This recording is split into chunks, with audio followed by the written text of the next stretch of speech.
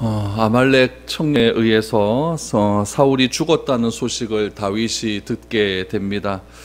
사울이 죽었다, 요나단이 죽었다라고 하는 소식을 들었을 때 다윗의 감정선이 과연 어떠했는지를 우리가 조금 생각을 해봐야 됩니다. 여러분, 감정이라는 것은 굉장히 중요한 우리 인간의 요소가 아니겠습니까? 왜냐하면 이 감정이라는 것이 인간의 인격을 드러낼 수 있는 그런 요소이기 때문에 그렇습니다. 특별히 우리가 슬플 때도 감정의 요소가 나오고, 기쁠 때도 나오고, 또 즐거울 때도 감정적인 표현들이 나올 수가 있겠지만, 특별히 슬픔의 감정을 우리가 어떻게 다루고 표현하느냐는 신앙의 연관성과 굉장히 큰 관련성이 있습니다. 그래서 이 슬플 때 이 슬픔의 감정을 우리가 어떻게 다루어야 되는지를 우리가 오늘 본문을 통해서 한번 살펴보아야 됩니다. 한 사람의 죽음이 있습니다. 그 한 사람의 죽음을 놓고 우리가 슬퍼하는 것은 너무나 당연하겠지만 그 슬픔을 어떻게 표현하는가는 더 중요한 일일 것입니다. 신앙은 인간의 삶에 있어서 가장 큰 슬픔이라고 할 수 있는 죽음의 문제까지도 승화시킨다고 하는 굉장히 중요한 의미가 담겨져 있습니다. 여기서 이 죽음의 문제 앞에서 감정을 승화시킨다라고 하는 이런 표현을 사용한 이유는 감정에 머무르지 않고 그 감정을 신앙의 증거로 보여줄 수 있기 때문에 그렇습니다. 오늘 사울과 요나단의 죽음 앞에서 다윗이 노래를 하는 장면을 보게 됩니다. 그 노래가 무슨 춤을 추는 노래, 그런 노래는 아닐지라도 우리가 슬픔에 앞서서 부르는 노래를 조가 이렇게 부르지 않습니까? 다윗이 조가를 부르죠. 그 조가에 부르는 내용 속에서 다윗이 음유를 짓고 또 그 음에 맞춘 가사를 지었는데, 그 조가의 내용을 통하여서 다윗이 그 슬픔을 어떻게 신앙적으로 승화시키는지를 우리는 살펴볼 수가 있는 겁니다. 그래서 오늘 우리 다윗의 이 조가의 내용을 통해 우리는 이 슬픔을 당했을 때에 우리 신앙적으로 우리가 성숙한 신앙인을 드러낼 수 있는지 우리가 한번 살펴볼 수 있는 시간이 되었으면 좋겠습니다. 다윗의 조가를 한번 살펴보죠. 17절 18절 보죠. 다윗이 이 슬픈 노래로 사울과 그의 아들 요나단을 조상하고 명령하여 그것을 유다 족속에게 가르치라 하였으니 곧 활노래라, 아살의 책에 기록되었으니 라고 말합니다. 다윗은 노래를 통해서 사울과 요나단의 죽음을 먼저 조문하죠.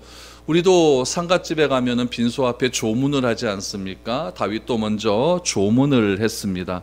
그리고 그 노래를 유다 족속과 함께 불러서 슬픔을 표현하기를 시작을 합니다. 그리고 다윗이 지은 그 노래의 제목을 뭐라고 불렀냐면은 활노래, 제목이 활노래입니다. 그러면 여러분, 왜 하필이면 활노래라고 이렇게 제목을 지었을까요? 활이라고 하는 것은 우리가 그냥 아는 활입니다. 다른 의미가 있는 것이 아니라 우리 그냥 전쟁 때 사용하는 그 활을 이야기합니다. 이 활이라고 하는 것은 베냐민 지파를 대표하는 표현입니다. 베냐민 지파는 이스라엘의 12지파 중에서 제일 막내 지파지 않습니까? 제일 막내 지파였고 또 그다지 환영받지 못한 지파입니다. 여러분, 우리가 사사기를 우리가 좀 살펴보았는데, 사사기 제일 마지막 부분 사건을 보면은 이스라엘의 11지파와 베냐민 지파와의 전쟁이 일어나서 베냐민 지파가 완전히 망하게 되는 그런 일들이 기록되어 있습니다. 또 베냐민 지파는 11지파와 싸울 만큼 그만큼 강한 능력을 가지고 있는 그런 지파였죠. 굉장히 전투력이 강한 지파였습니다. 전투력이 강했다라고 하는 것은 그들 가운데 활 쏘는 자가 굉장히 많았다는 이야기예요. 그래서 베냐민 지파를 상징하는 군사적인 용어가 무엇이었냐면은 활이었습니다.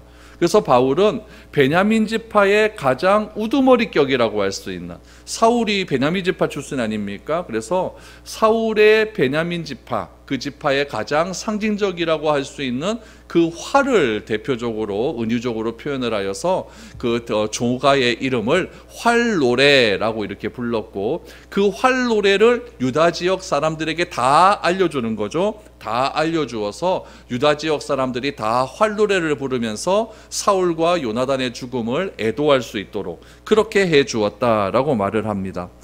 다윗은 자신이 지은 이 활노래를 어디에 기록하라고 말을 했냐면 야살의 책에 기록을 하라고 말을 했습니다. 야살의 책은 우리가 구약 성경에도 몇 번 등장을 하게 되는데 여호수아서에 보면은 해가 중천에서 떨어지지 않는 그런 때가 있지 않습니까? 그 전쟁의 기록이 야살의 책에 기록되어 있다라고 이렇게 나와 있는데, 야살의 책은 이스라엘의 전쟁의 여러 가지 상황들을 기록해 놓은 그런 책으로 알려져 있습니다. 그 야살의 책에 보면은, 저도 제 책꽂이에 보면 야살의 책이 있는데, 그 야살의 책에 보면은 오늘 본문의 내용에 이 다윗의 노래가 전문이 기록되어 있습니다. 전문이 기록되어 있는데, 오늘 본문에는 그 전문 중에서 몇 구절을 따왔냐면은 9구절을 따와서 오늘 본문에 기록을 한 것이죠. 그래서 이 사무엘서의 저자는 다윗이 부른 모든 노래를 다 기록한 것이 아니라 그 중에 가장 중요하다라고 생각되는 일부분 9개의 구절을 따와서 오늘 본문에 기록을 한 것입니다. 그럼 다윗은 어떤 노래를 지었을까요? 우리 다윗의 노래를 한번 살펴보았으면 좋겠습니다. 19절, 다윗이 어떻게 노래를 부를까요? 이스라엘아, 내 영광이 산 위에서 죽임을 당하였도다. 오호라, 두 용사가 엎드러졌도다 라고 말합니다. 두 용사가 엎드려졌도다. 두 용사는 누굴까요? 사울과 요나단이겠죠. 그렇다면은 이 다윗이 사울과 요나단의 죽음을 어떻게 바라보느냐가 굉장히 중요합니다. 우리 다윗이 개인적인 관점에서 사울과 요나단의 죽음을 바라보았을 때는 두 가지 감정이 굉장히 교차가 될 겁니다. 사울의 죽음을 봤을 때 내가 이제 살았겠구나라고 하는 그런 감정, 요나단이 죽었다라고 하는 소식을 들었을 때는 자기가 가장 사랑하는 친구니까 슬픔의 감정, 이런 개인적인 감정이 굉장히 교차가 되었을 것이죠. 그러나 다윗은 이렇게 이 사울과 요나단의 죽음을 개인적인 관점에서 바라보는 것이 아니라 한 국가적인 관점에서 이 죽음의 문제를, 그러니까 하나님의 전체적인 하나님 나라의 관점에서 이 죽음의 문제를 바라보고 있다라는 것이죠. 그래서 이 다윗은 사울과 요나단의 죽음을 어떻게 표현하고 있느냐? 내 영광이라고 표현하고 있어요. 내 영광이 산 위에서 엎드려졌도다 라고 말을 하고 있는 것이죠. 여러분, 영광이 산 위에서 죽음을 당했다. 여러분, 영광이라고 하는 표현이 굉장히 중요한 표현입니다.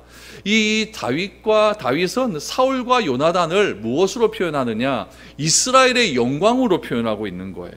그러니까 우리 신앙이라고 하는 것은 무엇이냐면은 내 개인적으로 봤을 때 그 사람은 진짜 안 좋아요.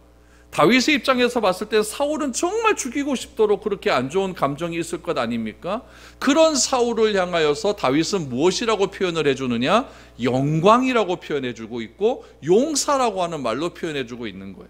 그러니까 신학이라고 하는 것은 무엇이냐면은 관점이 바뀌는 겁니다. 내가 세상을 바라보는 관점이 바뀌어지는 그런 것들을 신앙이라고 이야기하는 것이죠. 그래서 이 신앙이라고 하는 것을 우리가 소유했다라고 한다면은 세상을 바라보는 관점이 달라져야 돼요. 세상은 여러분 그냥 세상을 바라보는 안경을 딱 끼고 바라보면 어떤 사람은 물질주의적인 관점으로 바라볼 수도 있고 어떤 사람은 권력적인 관점으로 바라볼 수도 있고 다양한 관점으로 바라볼 수가 있지만은 우리 그리스도인은 성경적인 관점으로 세상을 바라보는 거예요. 그것을 우리가 세계관이라고 말하지 않습니까?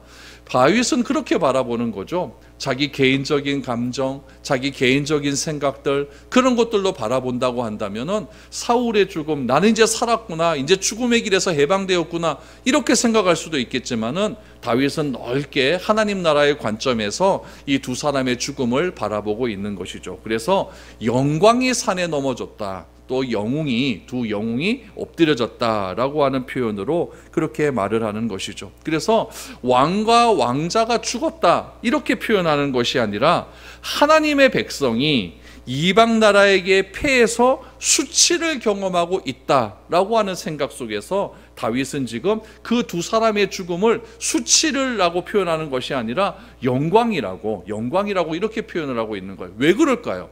여러분, 백성들이 한 나라의 왕이 죽었다고 생각을 해보십시오. 우리나라에도 갑자기 대통령이 죽었다고 생각을 해보십시오. 나라가 얼마나 슬픔에 가득 차 있겠습니까? 그럼 그 죽은 사람의 평가가 나올 텐데, 사후의 평가가 나올 텐데, 그 사람의 잘못된 점과 잘한 점이 있을 것 같은데 그 잘못된 점만 자꾸 부각하다 보면은 그래, 그 사람 잘 죽었다, 새로운 왕이 태어나서 우리나라를 다시 한번 다스려야지, 이렇게 생각할 수도 있을 것인데, 다윗은 오히려 이 사울의 죽음을 긍정적으로, 아주 긍정적인 그런 관점에서 바라보고 있는 거예요. 사울의 긍정적인 부분들을 계속 부각하고 싶은 것이죠. 사울은 나라를 제대로 다스리지도 못하고 오로지 한 사람만 죽이려고 쫓아다녔다, 이렇게 말하는 것이 아니라 사울은 이스라엘의 영광이었다.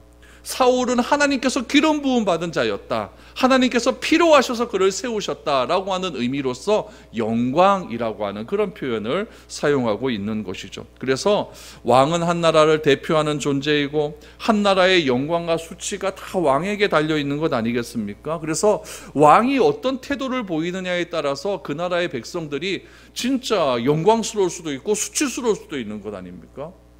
예를 들면 이런 것이죠. 우리 국가대표라는 그런 게 있지 않습니까? 국가대표가 얼마나 영광스러운 자리입니까? 그런데 국가대표가 딱 올림픽에 나가서 금메달을 tab니다. 금메달을 따면은 그 국가대표 그 한 사람이 딴 금메달이 내가 딴 것 같잖아요. 그 한 사람의 영광인데, 그 한 사람의 영광이 나라를 대표해서 막 영광을 받다 보니까 그 영광이 나에게 다 오는 것 같지 않습니까? 그러니까 다윗은 비록 사울이 잘못했다는 거 알아요. 다윗은 비록 사울이 하나님의 뜻에 맞지 않게 그렇게 삶을 살았던 건 압니다. 그러나 그 사울왕은 하나님에 의해서 세운 사람이었고, 그 사울왕은 하나님의 나라 이스라엘의 초대 왕이었다는 것을 계속해서 부각시켜 주시는 거죠. 그래서 그 사울 왕을 통해서 이스라엘이 이렇게 존재할 수 있었다는 것을, 긍정적인 부분들을 계속 부각하기 위해서 지금 영광이라고 하는 그런 말을 사용하고 있는 것이죠. 그러니까 다윗의 관점이 굉장히 긍정적이라는 것을 알 수가 있어요. 누가 봐도 사울은 실패한 왕입니다. 신앙적으로 보면 실패한 왕이죠. 그런 실패한 왕을 관점을 바꾸어 버리는 거예요. 그럼에도 불구하고 하나님께서 사용한 왕이었고, 그리고 그가 죽은 이후에 백성들로부터 손가락질 받지 않게 하기 위해서는 다윗이 사울을 어떻게 표현하느냐가 굉장히 중요한 것이고, 그 표현의 능력을 유다 백성들이 다 노래하게 되는 거니까 지금 아주 긍정적으로 그렇게 말을 하고 있는 것이죠. 그래서 오늘 본문의 19절은 계속 반복해서 나와요. 25절에서도 나오고 27절에서도 나와요. 여러분, 노래할 때 반복되는 구절, 요건 후렴구 아닙니까? 그러니까 우리도 노래를 보면 후렴구가 그 노래의 가장 절정 부분 아니에요? 그러니까 다윗이 노래하고 있는 이 조가의 절정 부분은 이 후렴 부분에 달려 있는 거예요. 19절, 25절, 27절 똑같은 노래가, 똑같은 가사가 반복되어 있는 것이죠. 영웅이 죽었다, 영광이 사라졌다라고 하는 그런 표현을 사용하면서 이스라엘 백성들로 하여금 한 나라의 왕의 슬픔을, 죽음을 그렇게 애도할 수 있도록 그렇게 지금 말을 하고 있는 것이죠. 그리고 우리나라 또 보니까 사용할 때 오호라라고 하는 말도 나오지 않습니까? 19절에 보니까 오호라 두 용사가 엎드려졌도다. 이 오호라라고 하는 것을 우리 한국말로 번역할 때 이 번역하는 사람들이 감탄사를 넣은 겁니다. 그래서 오호라, 두 사람이 죽었다, 두 영광이 죽어도 땅에서 엎드려졌다. 그래서 이 후렴구를 통해서 다윗이 사울과 요나단에 대한 슬픔에 대한 감정이 얼마나 컸는지를 지금 간접적으로 볼 수가 있는 것입니다. 여러분, 우리 같으면 어떻겠습니까? 나를 괴롭히고 나를 죽이려고 그런 사람들이 그렇게 죽었다라고 하는 소식을 들었을 때, 아이고 이제 됐다, 뭐 잘 죽었다, 뭐 의하겠노 하면서 뭐 이렇게 얘기할 것 같은데, 다윗은 오히려 관점을 바꿔서 또 다르게 표현하고 있다는 것을 알게 됩니다. 그러면서 계속적으로 이 사울과 요나단의 죽음을 이렇게 악한 쪽으로, 부정적으로 표현하지 않고 긍정적으로 하나님 나라의 관점에서 바라보고 있습니다. 우리 20절, 21절 어떻게 표현하는지 또 보십시오. 이 일을, 죽음에 대한 일이죠, 가드에게도 알리지 말며 아스글론 거리에도 전파하지 말지어다. 블레셋 사람들의 딸들이 즐거워할까? 할례 받지 못한 자들의 딸들이 개가를 부를까 염려로다. 길보아 산들아, 너희 위에 이슬과 비가 내리지 아니하며 재물 낼 발도 없을지어다. 거기서 두 용사의 방패가 버린 바 됨이니라. 곧 사울의 방패가 기름 부음을 받지 아니함 같이 된 이로다 라고 말합니다. 이 일을, 사울과 요나단이 죽은 이 일을 가드와 아스글론에게 절대 얘기하지 말라고 합니다. 가드와 아스글론은 블레셋의 5도시 중에 아주 중요한 도시겠죠. 이 두 도시에게 이스라엘이 패해서 이스라엘의 왕이 죽었다, 왕자가 죽었다, 이것을 알리지 말라고 합니다. 왜 그렇습니까? 그 거리에 나와서 블레셋의 여인들이 아주 잘 죽었다, 우리 블레셋이 승리했다라고 노래 부를까 염려하다라고 이야기하죠. 당시에는 전쟁에서 승리를 하면은 여인들이 막 춤을 춥니다. 여러분, 우리 출애굽기에 보면은 이스라엘 백성들이 홍해를 건넌 다음에 미리암의 소고에 맞춰서 이스라엘 백성들이 다 춤추는 장면들을 우리가 보지 않습니까? 다윗이 골리앗을 죽이고 이스라엘에 들어왔었을 때 여인네들이 천천히요 만만이라라고 하는 그런 노래를 부르지 않습니까? 그래서 다윗은 전쟁의 승리와 패배라는 결과에 따라서 어떤 반응이 올지를 너무나 잘 알고 있는 거예요. 승리하면 여인네들이 온 거리에 나와서 춤을 추면서 우리나라가 승리했다라고 환호성을 부르고, 패배하면 완전히 나라가 초상집이 되어져 간다는 것을 잘 알고 있는 것이죠. 그래서 다윗은 얘기하는 거예요. 블레셋 땅에 블레셋이 승리했다는 소식이 전해지지 않기를 지금 간절히 바라보고 있는 것이죠. 또 하나 보십시오. 21절에 보니까 길보아 산들아. 길보아 산은 사울이 전쟁에서 패배해서 죽은 산이 길보아 산 아닙니까? 이 길보아 산에는 이제는 이슬과 비가 내리지 않고 재물 낼 밭도 없을지어다 라고 말합니다. 이런 비가, 이른 비와 늦은 비가 잘 내려야 열매가 수확이 되어서 그 열매를 가지고 우리 하나님께 제사 드릴 재물을 내는 것 아닙니까? 그러니까 길보아 산에 영웅이 죽었으니까, 이스라엘의 영광이 죽었으니까 그 땅에는 이슬도 내리지 말고 비도 내리지 말라는 거예요. 더 이상 하나님께 예배 드리고 제사 드릴 수 있는 그런 재물도 나지 않기를 바란다라는 것이죠. 왜 이런 말을 할까요? 여러분, 잘못된 것, 어려운 일, 당한 일, 그 사건, 그런 사건이 승화가 되어서 내가 그 사건 때문에 하나님을 더 잘 알고 하나님을 믿게 되고 하나님에 대한 신앙이 더욱더 성숙될 수 있다면 그 사건도 귀한 자료로 남을 수가 있다는 거예요. 우리들도 생활하다 보면은, 신앙생활을 하다 보면은 어려운 일이 있고 또 잘못된 일이 있는데, 내가 그것이 어려운 일을 환경 속에서 내가 까딱 신앙에도 잘못해서 그것이 어긋나서 내가 삶 가운데 이렇게 해서는 안 되겠다라고 깨우침을 받는 그런 사건들이 있을 수 있는 것 아니겠습니까? 그 사건을 아예 잊어버리는 것이 아니라 그 사건을 내가 디딤돈 살아서 내가 다시는 이런 잘못을 반복하지 않아야겠다라고 하는 것을 내 삶의 지표로 삼는 것이죠. 지금 다윗도 마찬가지예요. 길보아 산을 아주 저주하고 있는 것이죠. 그 땅에 비가 내리지 않았으면 좋겠다. 그 땅에 이슬이 내리지 않았으면 좋겠다. 그래서 그 땅 가운데는 이제는 블레셋에 섬기는 그 신들에게 바칠 제물들이 나지 않았으면 좋겠다라고 그렇게 노래를 하고 있는 것이죠. 그러면서 다윗이 노래하는 것은 무엇이냐면은 두 용사의 방패가 버린 바 됨이었다라고 말을 하고 있습니다. 방패는 여러분, 전쟁을 할 때 나를 지켜줄 수 있는 유일한 도구 아니겠습니까? 그래서 그 이스라엘 당시의 사람들은 그 방패에다가 뭐를 발랐냐면 기름칠을 이렇게 합니다. 기름칠을 하는 이유는 두 가지가 있죠. 첫 번째 이유는 녹슬지 말라고 기름칠하는 것이고, 두 번째 이유는 무엇이냐면 기름칠을 많이 해놓으면은 육탄전 할 때 칼을 딱 찌면은, 기름칠을 많이 하면 미끄러져서 칼이 쫙 미끄러져 갈 것 아닙니까? 그래서 기름칠을 많이 해놓는 거예요. 그러니까 이 방패를 내가 어떻게 잘 보관하고 관리하느냐에 따라서 전쟁에서 내가 살 수도 있고 죽을 수도 있는 것이죠. 그런데 오늘 21절 말씀해 보니까 사울의 방패가 어떻게 되었다고 합니까? 기름 부음을 받지 아니함 같이 되미로다. 방패의 관리가 안 됐다는 이야기예요. 그래서 방패가 녹이 슬었고 적군이 칼을 찌를 때 그대로 방패가 다 부서져서 자기를 방어하지 못했다라는 이야기죠. 결국 그래서 방패가 다 무너져서 자기를 보호할 수 있는 방어막이 다 무너져서 결국 길보아 산에서 죽을 수밖에 없었다라는 것을 다윗은 그렇게 노래하고 있는 것입니다. 그래서 다윗은 이렇게 사건의 현장들을 하나하나 노래해 가면서 블레셋 땅 가운데 이런 슬픔의 소식들이, 자기들의 블레셋 입장에서 기쁨의 소식들이겠죠. 그런 소식들이 전달되지 않았으면 좋겠고, 그 다음에 그 사울과 요나단이 죽은 그 장소는 영원히 하나님께 또 그 나라의 신들에게 제물을 드릴 수 있는 그런 곡식들이 나지 않았으면 좋겠고, 우리를 지켜주는 사울이라고 하는 방패 왕이 결국 다 죽게 되었다라는 것으로 노래를 하고 있습니다. 22절 23절 보시죠.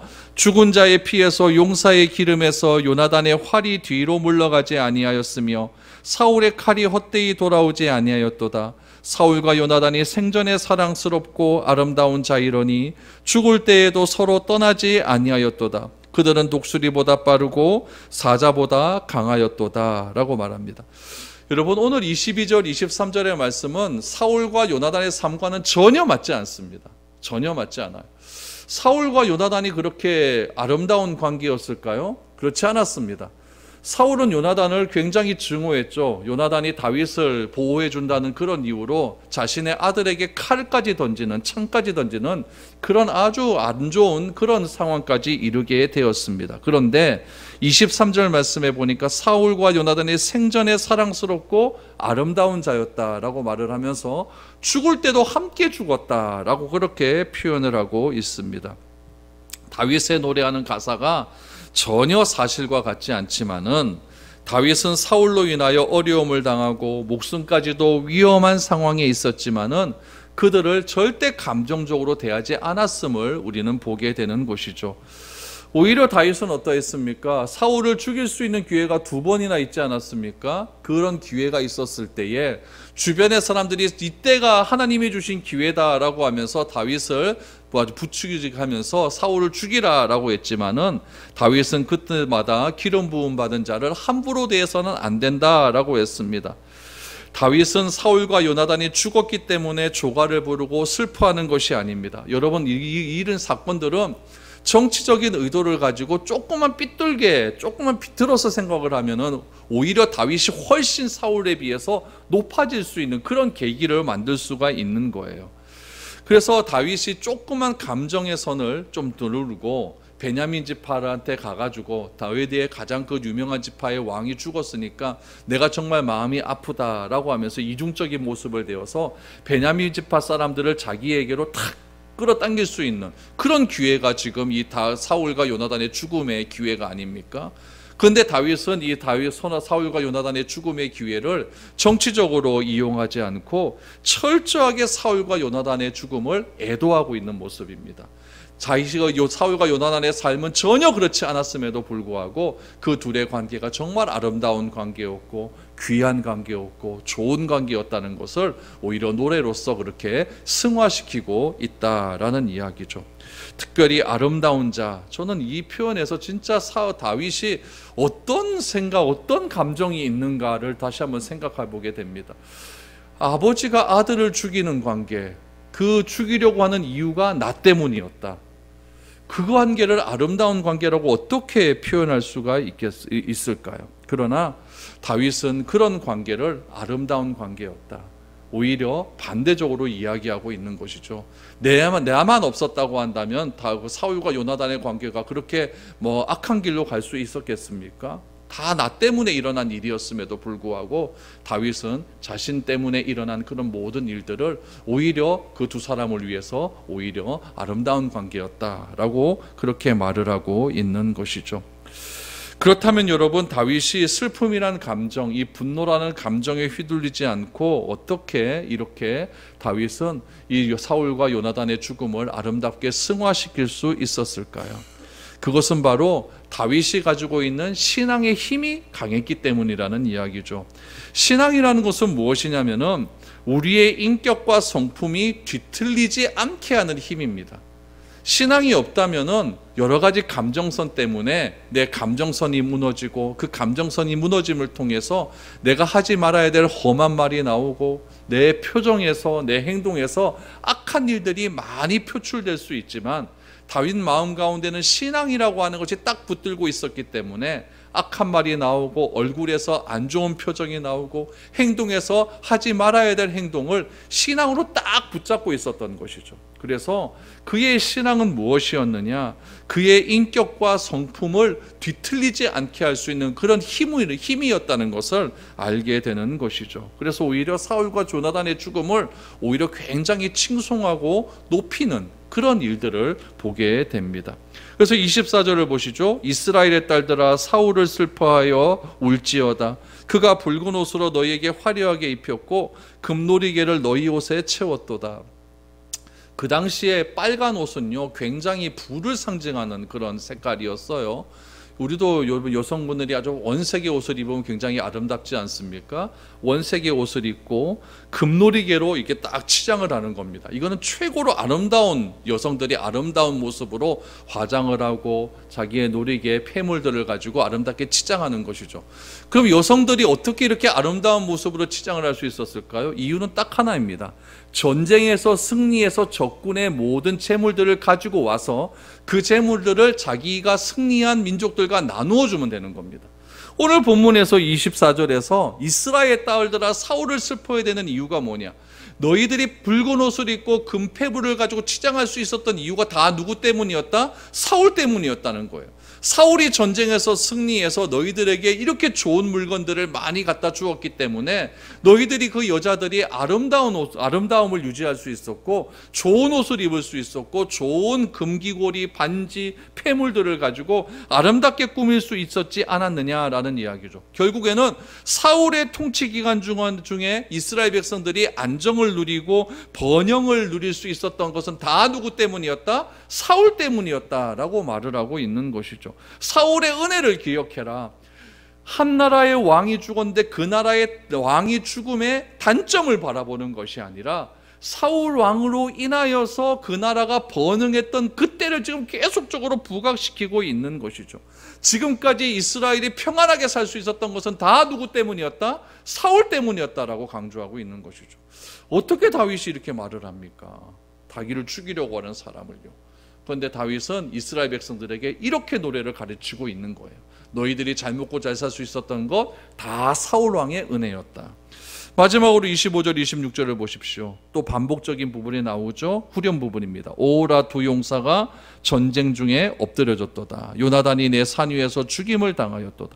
내 형 요나단이여 내가 그대를 애통함은 그대는 내게 심히 아름다움이라.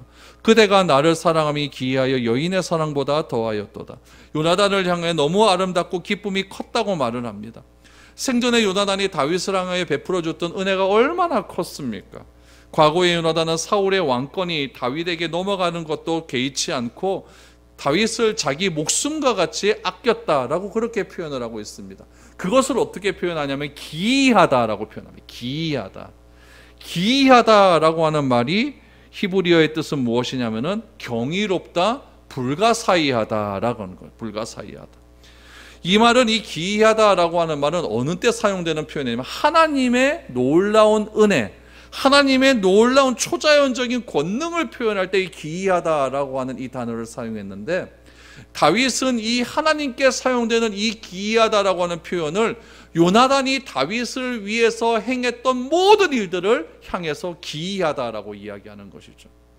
그만큼 다윗이 요나단을 향한 사랑, 요나단이 다윗을 향한 사랑이 그렇게 아름다웠다라는 이야기를, 그 아름다운 사랑을 이렇게 표현을 합니다. 여인을 사랑하는 것보다 요나단은 자신을 더 사랑했다라고 노래하고 있죠. 이런 것들을 바라보면서 여러분 얼마 전에 작년에 동성애자들이 성경책을 번역을 했어요. 그래서 퀴어 성경이라고 하는 번역을 했거든요. 그런 퀴어 성경 이런 데 보면 이런 것들을 굉장히 강조하죠. 봐라 다윗과 요나단도 동성애적인 사랑을 하지 않느냐 이렇게 이야기하는데 이거는 그런 동성애적인 사랑을 이야기하는 것이 아닙니다. 자기 목숨보다도 아낄 수 있는 하나님의 사랑을 이렇게 표현하고 있는 것이죠. 그래서 여인을 사랑하는 것보다 요나단은 자신을 더 사랑했다라고 이렇게 노래를 하고 있습니다. 그리고 27절에 다시 한번 반복적인 후렴 구절로서 두 용사가 엎드러졌고 싸우는 무기가 망하였도다. 여기서 말하는 싸우는 무기는 칼, 창 이런 것이 아니라 이스라엘을 지키기 위해서 그 길보아 전쟁에 나갔던 모든 군사를 이야기하는 거예요. 그래서 모든 군사가 블레셋에게 패하게 되었다라고 말을 하는 것이죠. 여러분, 오늘 말씀을 마무리하면서 이 다윗과 요나단의 그런 귀아름다운 사랑, 또 사울과 요나단의 죽음을 통하여서 다윗이 어떻게 표현하고 있는지를 우리가 이 말씀으로 정리를 할 수 있을 것 같아요. 잠언 10장 12절 말씀을 한번 보시죠. 잠언 10장 12절 말씀에 보면은 미움은 다툼을 일으켜도 사랑은 모든 허물을 가리느니라 라고 말을 하고 있습니다. 다윗이 사울과 요나단의 죽음 앞에서 이렇게 조가를 부를 수 있었던 이유는 무엇이냐면은 그들을 진심으로 사랑했기 때문에 그렇습니다. 다윗은 하나님께서 자신에게 베풀어 주신 사랑, 그러니까 1만 달란트의 사랑을, 빚진 사랑을 경험했던 것 같습니다. 그렇기 때문에 사울과 요나단의 그 잘못을 다윗은 다 덮어줄 수가 있었다라는 이야기죠. 여러분, 우리의 신앙이 감정적으로 치우치지 않았으면 좋겠습니다. 우리의 분노가 극단적으로 그렇게 치달아서 관계가 깨어지는 그런 일들이 우리 가운데서는 없었으면 좋겠습니다. 서로 간에 조금 안 좋은 감정이 생길 수도 있겠죠. 그러나 그런 감정을 내가 어떻게 다스리고 어떻게 극복하고 그런 감정을 신앙으로 어떻게 승화시키는 것이 참으로 중요한 것이지, 나에게 조금 안 좋은 감정이 생겼다고 해서 그것을 극단적으로 치달아서 관계를 깨어버리는 것은 굉장히 비정상적인 그런 인간관계라는 것을 기억했으면 좋겠습니다. 특히 교회 안에서는 그런 일들이 더욱더 일어나서는 안 되는 것이겠죠. 그래서 오늘 다윗은 사울과 요나단의 죽음 앞에서 이런 아름다운 조가를 부르면서 사울과 요나단의 죽음을 애도하는 것을 보게 됩니다. 하나님의 사랑을 함께 실천하며 나눌 수 있는 우리 모두가 되었으면 좋겠습니다. 그 신실한 하나님의 사랑이 우리에게 늘 언제나 넘쳐서 우리의 그 사랑도 많은 이웃들에게 함께 나눌 수 있는 복된 사랑이 우리 가운데 넘쳐날 수 있기를 축복드립니다.